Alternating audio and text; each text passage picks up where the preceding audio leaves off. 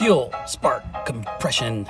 The E30 M20 engine on this 325E has the usual ingredients needed to help produce that combustion.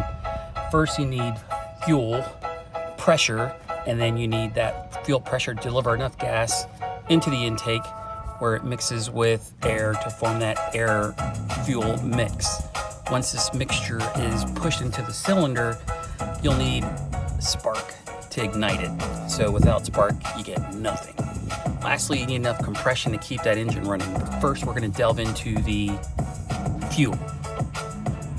No gas, no shoes, no ride. Let's start with the fuel tank. All E30s have their fuel tanks mounted under the rear seat bench. However, a number of tanks were fitted to the range depending on the age of the vehicle, the engine size, and the body style. On the standard E30, the tank is a 55-liter unit, and it has a fuel pump and level sender screwed directly into the top of the tank, which is easily accessible under the rear seat. So let's talk about the fuel filter. As the fuel leaves the tank, it passes through a standard canister fuel filter.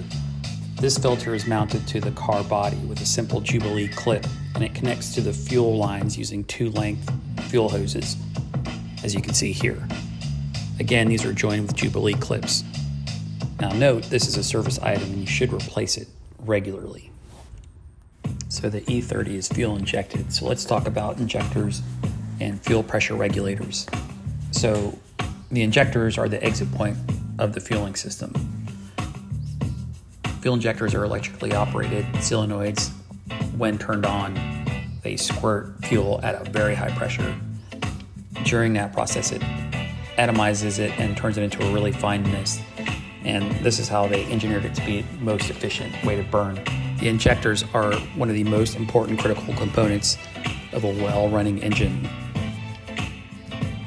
The best way to get more power out of your engine is to keep the injectors in good working order. That means either cleaning them or replacing them with, quality injectors, which I did on this vehicle. The injectors are controlled by the ECU of the vehicle, and it receives its power through the DME relay. So always make sure those two are in good order, otherwise your car's not going to work.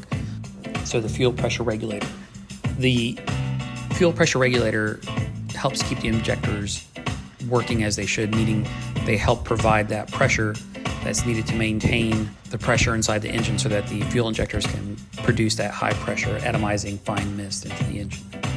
The fuel pressure regulator is mounted to the end of the fuel rail seen here and is closest to the radiator in its golden shininess.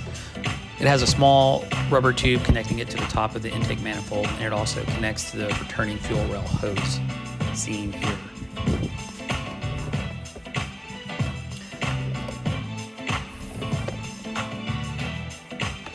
So if you're having trouble starting this car up, there's a couple of things you want to check. So do I have spark? Do I have fuel? Do I have combustion? So since we're talking about fuel, we'll kind of start there. Now, sometimes you may want to start from the scratch in the beginning. Check all your fuel lines, your fuel relays, see if your fuel pump's working, see if your injectors are clogged. Those are the things you got to go through. But one of the things you can check too, and that's where I started when I started working on this car, was this CPS relay, the crank position shaft sensor.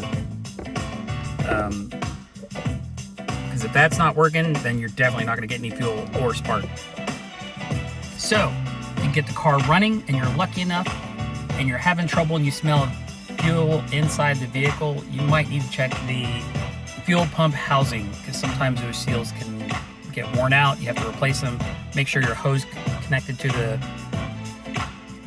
pump itself are all connected and not leaking. So check there. If you smell it outside of the vehicle, check the engine bay, check all your connections. And if you see any leaking below the vehicle, you might need to check all your fuel lines. So that's it for fuel. Next is spark. Yeah, he who smelt it, dealt it.